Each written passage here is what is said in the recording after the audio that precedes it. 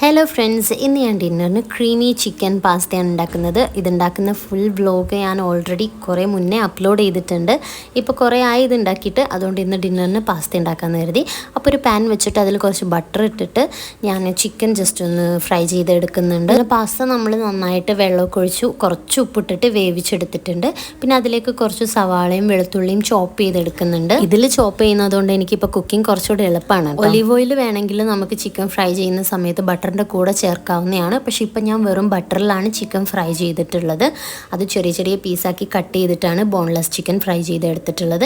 അങ്ങനെ ചിക്കനൊക്കെ ഫ്രൈ ചെയ്തെടുത്തതിന് ശേഷം കുറച്ചുകൂടെ ബട്ടർ ഒഴിച്ചിട്ട് അതിലേക്ക് സവാളയും വെളുത്തുള്ളിയും ചോപ്പ് ചെയ്തത് ഇടുക. എന്നിട്ട് കുറച്ച് മൈദപ്പൊടി ഇടുക. എന്നിട്ട് കുറച്ച് പാൽ ഒഴിക്കുക. എന്നിട്ട് നന്നായിട്ട് മിക്സ് ചെയ്യുക. നമ്മൾ എത്ര പാൽ ഒഴിച്ചാലും കുറച്ച് നേരം മിക്സ് ചെയ്യുമ്പോൾ അത് നന്നായിട്ട് തിക്കായിട്ട് വരും കേട്ടോ. പാല് മാത്രം യൂസ് ചെയ്യണമെന്നില്ല, കുറച്ച് വെള്ളം ആഡ് ചെയ്ത് കൊടുക്കുക. പിന്നെ അതിലേക്ക് കുറച്ച് മല്ലിയില ചോപ്പ് ചെയ്തത്, പിന്നെ കുറച്ച് പെപ്പർ സാൾട്ടൊക്കെ ചേർത്ത് കൊടുക്കുക. പിന്നെ ഞാൻ കുറച്ച് മുളക് പൊടി ഇട്ട് കൊടുക്കുന്നുണ്ട്. ചിക്കൻ മസാല ആഡ് ചെയ്യുന്നുണ്ട്. ഞാൻ കുറച്ച് മസാല ടൈപ്പിൽ ഉണ്ടാക്കാൻ വിചാരിച്ചിട്ടാണ്. വെറും വൈറ്റ് സോസ് ആയിട്ട് ഇരിക്കുന്നത് ഇവിടെ ആർക്കും ഇഷ്ടമല്ല. പിന്നെ കുറച്ച് സോയാ സോസും ടൊമാറ്റോ സോസും ആഡ് ചെയ്ത് കൊടുക്കുന്നുണ്ട്. ഇതൊക്കെ ഓപ്ഷണലാണ്. നമ്മൾ വെറും വൈറ്റ് സോസ് ആയിട്ട് പാസ്ത ഉണ്ടാക്കിയാലും ഓക്കെയാണ്. എന്നിട്ട് ഇതിലേക്ക് നമ്മൾ വേവിച്ച് വെച്ച പാസ്ത ആഡ് ചെയ്ത് കൊടുക്കുന്നുണ്ട്. ഉപ്പൊക്കെ നോക്കിയിട്ട് ആഡ് ചെയ്ത് കൊടുക്കട്ടെ ആവശ്യത്തിന്.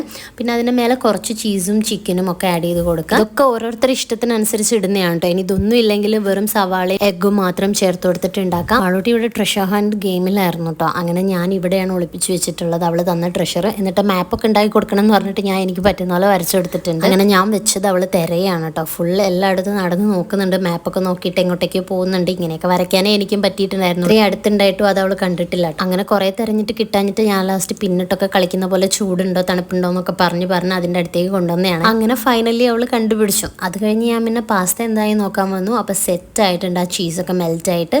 അങ്ങനെ ഞങ്ങൾ പാസ്ത കഴിക്കുകയാണ്. ഞങ്ങളിത് ഇടയ്ക്ക് ഉണ്ടാക്കുന്നത് കൊണ്ട് വലിയ അഭിപ്രായം പറയാനൊന്നുമില്ല, പക്ഷേ നൈസായിരുന്നു, ടേസ്റ്റ് ഉണ്ടായിരുന്നു.